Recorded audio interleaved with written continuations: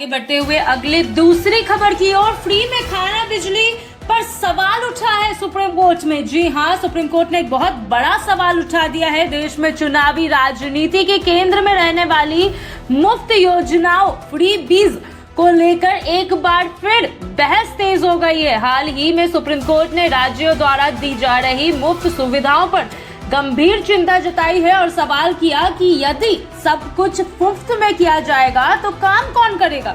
अदालत की यह टिप्पणी उस समय आई जब विभिन्न राज्यों में मुफ्त बिजली, पानी, राशन, लैपटॉप और अन्य योजनाओं को लेकर याचिकाएं दायर की गई थी। सुप्रीम कोर्ट ने कहा कि सरकारों का दायित्व है कि वे गरीब और जरूरतमंद वर्ग की सहायता करें, लेकिन बिना किसी स्पष्ट आधारित योजना के लगातार मुफ्त सुविधाएं देना दीर्घकालिक रूप से अर्थव्यवस्था पर बोझ डाल सकता है। अदालत ने यह भी संकेत दिया कि चुनाव में के समय घोषित की जाने वाली मुफ्त योजनाओं और जनक कल्याणकारी योजनाओं के बीच स्पष्ट अंतर होना चाहिए। फर्जी फ्रीबीज को लेकर बहस नहीं है। कई राजनीतिक दल चुनावी घोषणा पत्र में मुफ्त बिजली, मुफ्त बस यात्रा, किसानों की कर्ज माफी और युवाओं को भत्ता जैसी योजनाओं का वादा करते हैं। समर्थकों का तर्क है कि योजनाएं सामाजिक न्याय और आर्थिक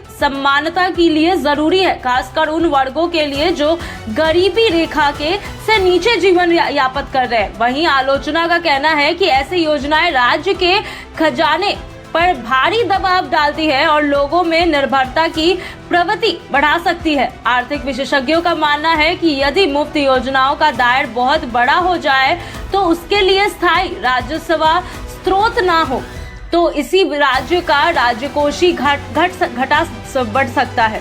कुछ राज्यों में पहले से ही कर्ज का बोझ अधिक है, तो ऐसे में लगातार नई मुफ्त योजना भविष्य की पीढ़ियों पर वित्तीय दबाव डाल सकती है। यही नहीं, सुप्रीम कोर्ट ने यह भी सुझाव दिया है इस मुद्दे पर केंद्र सरकार, चुनाव आयोग और वित्त आयोग जैसे संस्थानों के साथ मिलकर एक स्पष्ट नीति बनाई जानी चाहिए ताकि जन कल्याण और वित्तीय अनुशासन के बीच संतुलन कायम रखा जा सके। अदालत ने कहा कि लोकतंत्र में लोक लुभाना वादों और आर्थिक जिम्मेदारियों के बीच संतुलन बेहद जरूरी है। कुल मिलाकर मुफ्त योजनाओं को लेकर देश में एक व्यापक बहस चल रही है, जहां एक और गरीब और वंचित वर्ग को राहत देने की जरूरत है, वहीं दूसरी ओर आर्थिक स्थिति और दीर्घकालीन विकास को भी ध्यान में रखना अति आवश्यक है। सुप्रीम कोर्ट की सख्त टिप्पणी ने इस मुद्दे को फिर से राष्ट्रीय विमर्श के केंद्र में ला दिया है और आने वाले समय में इस पर